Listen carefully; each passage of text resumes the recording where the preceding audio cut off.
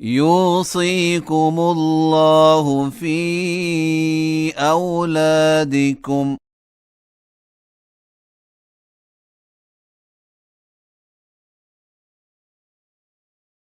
للذكر مثل حظ الأنثيين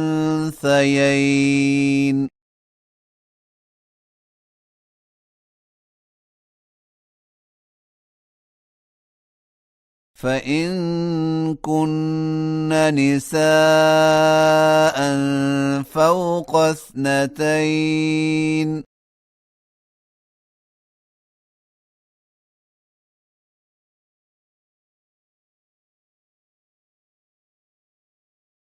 فلهن ثلثا ما ترك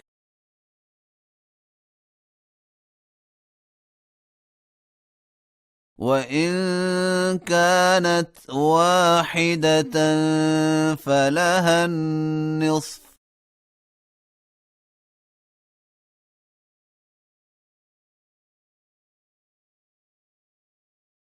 ولأبويه لكل واحد منهما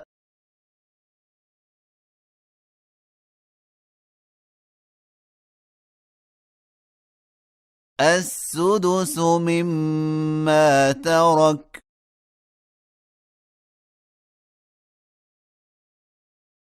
إن كان له ولد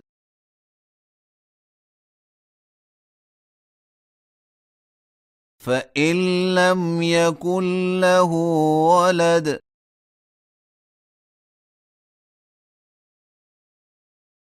وورثه أبواه فلأمه الثلث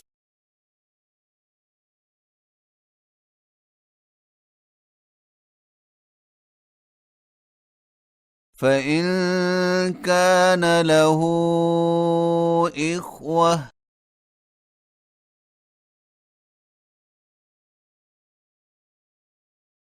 فلأمه السدس من بعد وصية يوصي بها أو دين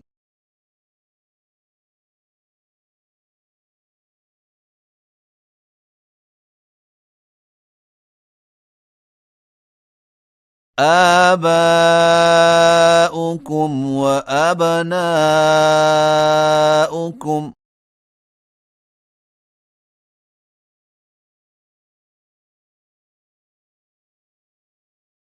لا تدرون أيهم أقرب لكم نفعا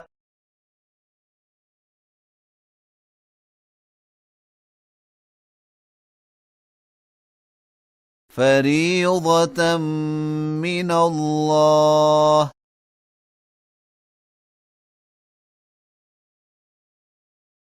إن الله كان عليما حكيما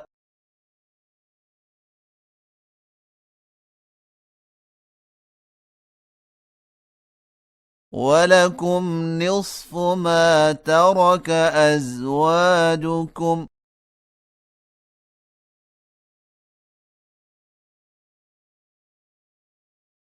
إن لم يكن لهن ولد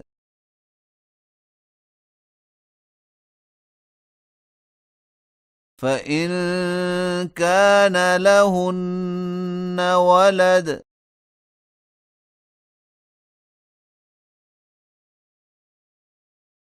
فلكم الربع مما تركن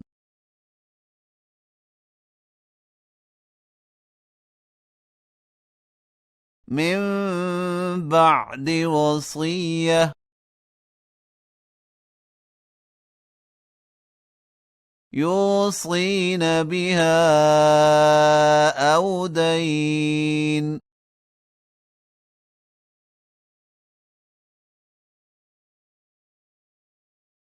ولهن الربع مما تركتم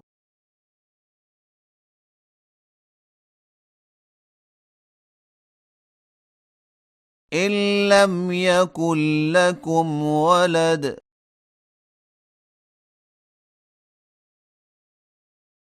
فإن كان لكم ولد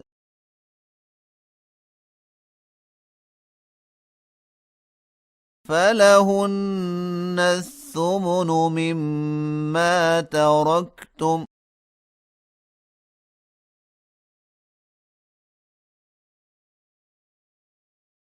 من بعد وصية توصون بها أو دين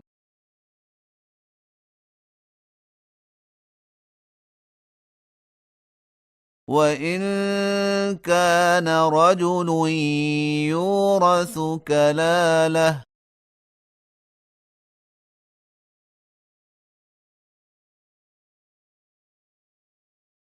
أو امرأة وله أخ أو أخت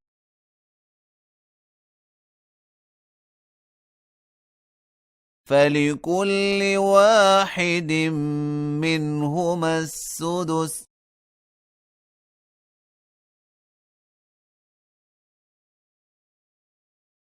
فإن كانوا أكثر من ذلك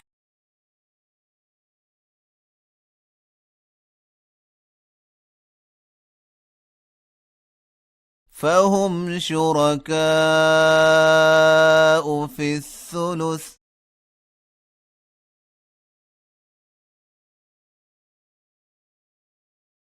من بعد وصية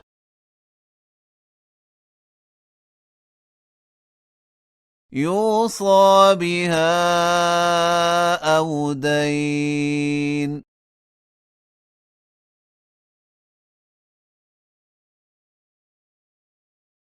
غير مضار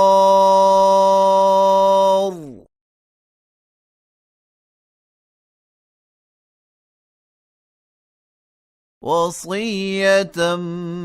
من الله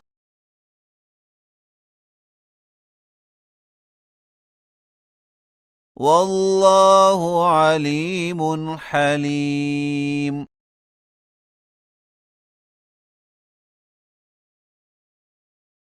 تلك حدود الله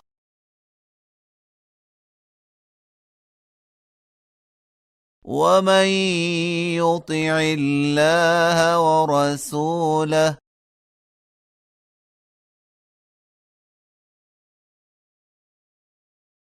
يدخله جنات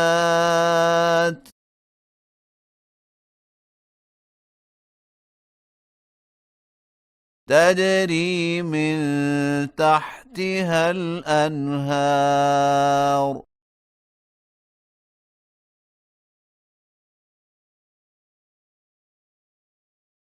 خالدين فيها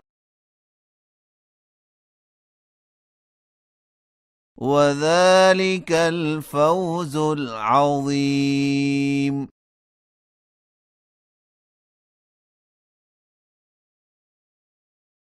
ومن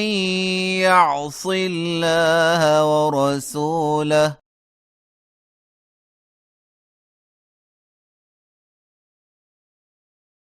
ويتعد حدوده يدخله نارا خالدا فيها